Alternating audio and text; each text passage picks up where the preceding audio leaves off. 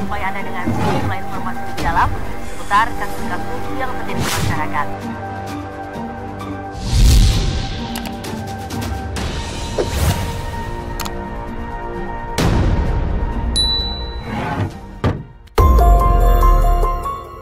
Halo pemirsa, saya Wanda Dwi Utari kembali menjumpai Anda dalam Fokus Kasus dengan sejumlah informasi yang lebih dalam seputar kasus-kasus yang terjadi di masyarakat. Kali ini, Fokus Kasus akan mengetengahkan mengenai kasus pembunuhan terhadap seorang wanita yang diduga melibatkan suami ketiganya.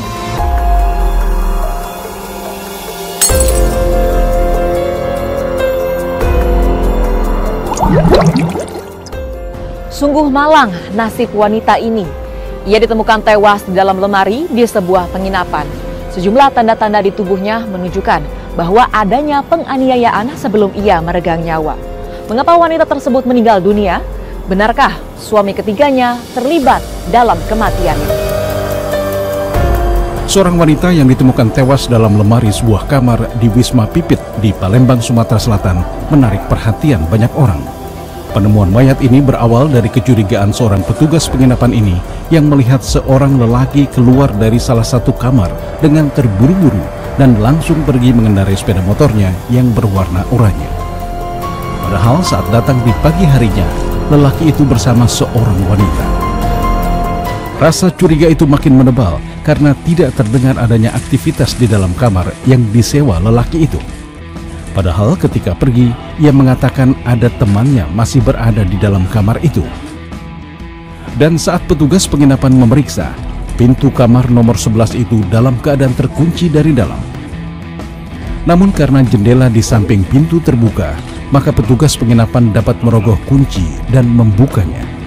Saat di dalam, ia mendapati sesosok wanita yang mengenakan baju bermotif garis-garis putih hitam dalam keadaan tidak bernyawa di dalam lemari kamar. Polisi kemudian langsung dihubungi mengenai penemuan mayat ini. Lanang termasuk ke balik kapan? Jam berapa?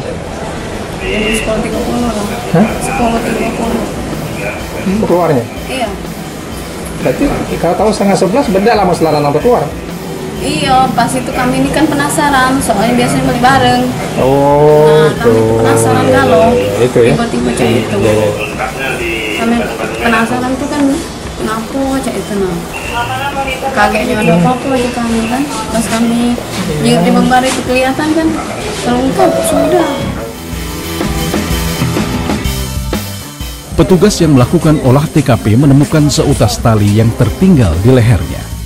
Selain itu terdapat sejumlah bekas luka yang diduga bekas tindak kekerasan. Namun polisi tidak menemukan identitas diri wanita yang diperkirakan berusia 40 tahunan ini. Dari keadaan ini, petugas menduga kuat wanita ini adalah korban pembunuhan. Awalnya mencuriga dari pihak pengelola Wisma. Setelah kita cek, ternyata benar seorang perempuan dalam posisi tergeletak di dalam lemari pakaian. Dan setelah kita telusuri dari resepsionis, itu ternyata bersama seorang laki-laki. Masuknya sekitar jam 8 tadi pagi, dan sekitar jam 10.30 yang laki-laki keluar. Nah, jadi pihak resepsionis itu curiga, terus mengintip dari luar kamar dan kemudian melaporkan ke kita. Untuk nama korban sendiri, Pak? Korban belum diketahui, jadi sedang kita telusuri untuk identitas maupun alamat. Polisi yang berusaha mengungkap jati diri korban menyebarkan ciri-ciri wanita ini melalui sejumlah media agar dapat dikenali.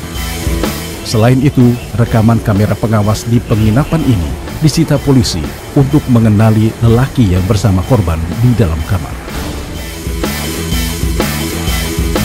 Kendati kerap menyewa kamar di tempat tersebut, namun untuk melacak korban dan lelaki tersebut cukup sulit karena tidak adanya tanda pengenal diri yang diberikan sewaktu mendaftar sebagai tamu.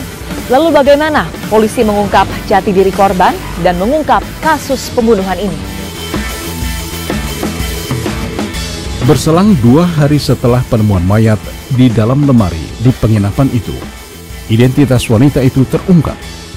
Wanita itu diketahui bernama Arini, warga Lorong Ramakasih, Kecamatan Ilir Timur 2, Palembang. Keluarga korban mengenalinya setelah datang ke kamar jenazah Rumah Sakit Muhammad Husin, Palembang.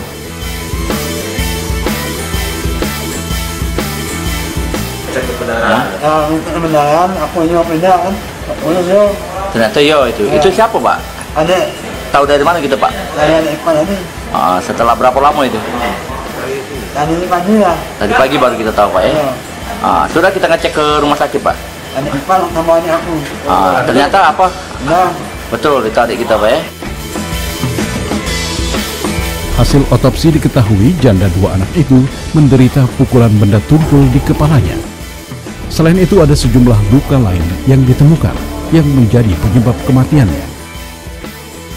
Sementara sudah kita temukan pada korban ada beberapa jejas, sama di leher ada jejas jeratan tali, kemudian pada kepala ditemukan beberapa memar akibat trauma tumpul, dan di tangan juga ditemukan beberapa luka lecet. Jadi itu data yang bisa kita temukan saat ini. Ya, kemungkinan korban ini meninggal akibat jeratan pada lehernya tadi. Tambah ditemukan juga tali yang melekat pada leher korban. Setelah mendapatkan identitas korban, polisi memeriksa orang-orang yang mengenal korban, termasuk siapa saja yang terakhir kali bertemu dengan wanita malang itu. Dari ciri-ciri yang terekam oleh kamera pengawas di TKP, keluarga korban mengenalinya sebagai Amiruddin yang pernah menjadi suami ketiga korban. Polisi lalu membekuk Amiruddin di rumahnya di kawasan Saku Kentan, Palembang. Dari tangannya, polisi menyita 1 unit sepeda motor berwarna oranye yang identik dengan rekaman kamera di Wisma Pipit. Suami istri mereka kan? Kalau pengakuan tersangka ada hubungan suami istri, tapi perlu kita cek lagi mengenai hubungan tersebut benar atau tidak. Tersangka beralasan dirinya merasa cemburu karena korban dekat dengan lelaki lain. Namun benarkah hanya hal itu semata yang membuatnya gelap mata sehingga tega menganiaya wanita tersebut hingga menemui ajalnya? Ataukah ada sebab lain? Dari hasil pemeriksaan terhadap tersangka Amiruddin, diketahui di hari yang naas bagi korban, keduanya bertemu lalu menuju Wisma Pipit untuk melepas rasa rindu mereka.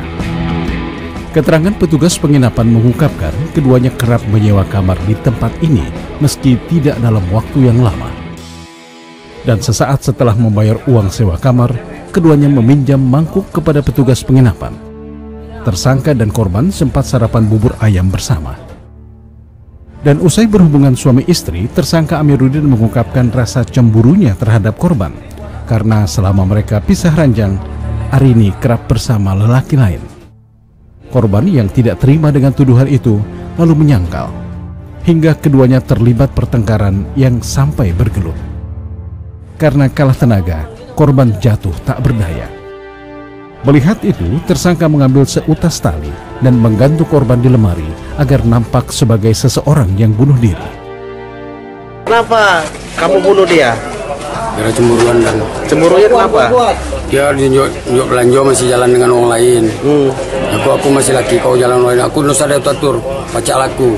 Dengan cek itu langsung dia marah dengan kita. Langsung aku marah pula. Jadilah cek itu tadi judulnya.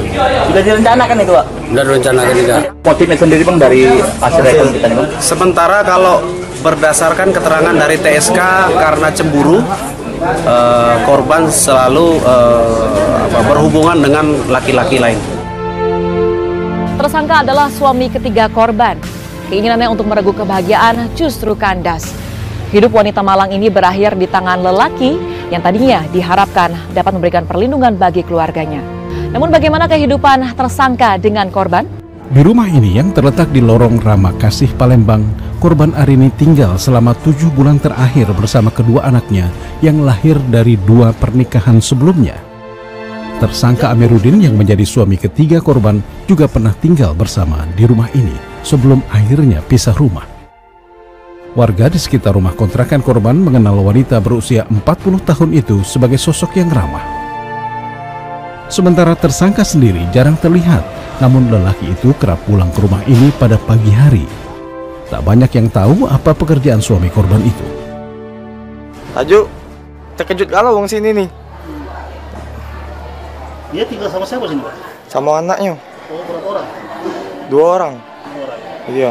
Nah, yang kalau dengan si pelaku itu kenal, Pak? Kenal. Iya. Dia kemarin sempat tinggal sini juga, sekitar berapa? 7 bulanan, 6 bulanan. Kendati mereka tahu tersangka Amiruddin memiliki watak yang keras, mereka tidak mengira lelaki itu akan tega membunuh istrinya sendiri. Karena sebelum keduanya berpisah, ekonomi keluarga Arini ditopang oleh penghasilan korban yang berdagang buah-buahan di Jalan Beringin Janggut, Palembang. Keluarga korban juga membantah tuduhan tersangka mengenai korban yang kerap pergi dengan lelaki lain selama mereka pisah rumah.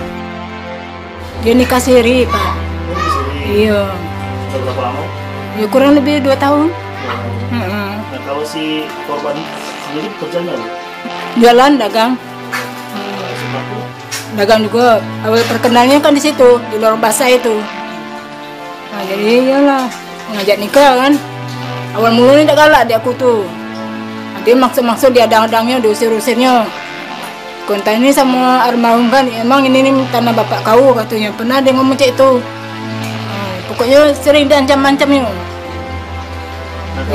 Jadi terpaksa galak dia aku tuh sebenarnya. Pelaku sendiri seperti apa? Kasar orangnya, galak nabung anaknya. Yang kecil itu ada, cewek, kelas 1 SD. Oh, sering mukul? Iya. Pelaku sendiri ya, seperti yang kami ceritakan, memang dia tuh orangnya keras, Pak. Jadi ya kehidupan sehari-harinya kan bergantung pada korban. Waktu itu korban memberikan modal kan untuk kehidupan sama-sama kan. Berapa kali 2 kali dikasih modal, 2 kali atau 3 kali lah kan. Tapi modal tuh habis terus karena diketahui si pelaku ini suka main judi kan, mabuk-mabuk gitu. Kendati saat ditangkap, tersangka bersikeras beralasan melakukan hal tersebut hanya karena emosi.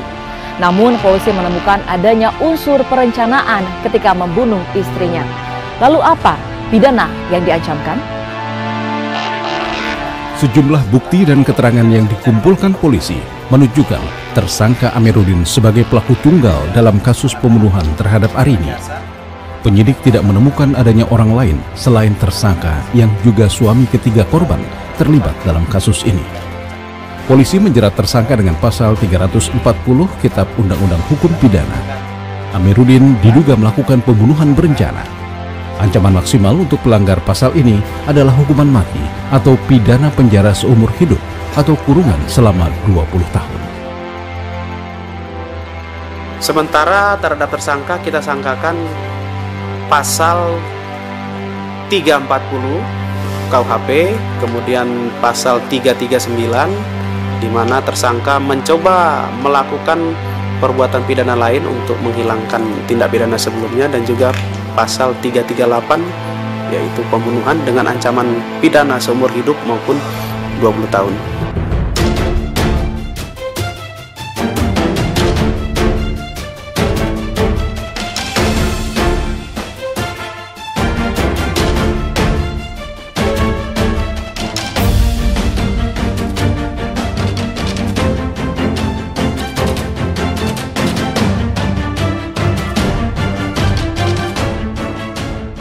Tayangan tadi sekaligus menutup perjumpaan kita dalam Fokus Kasus kali ini. Semoga apa yang kami sampaikan tadi dapat berguna bagi Anda. Saya Wanda Dwi Utari undur diri. Terima kasih atas kebersamaan Anda dan sampai jumpa.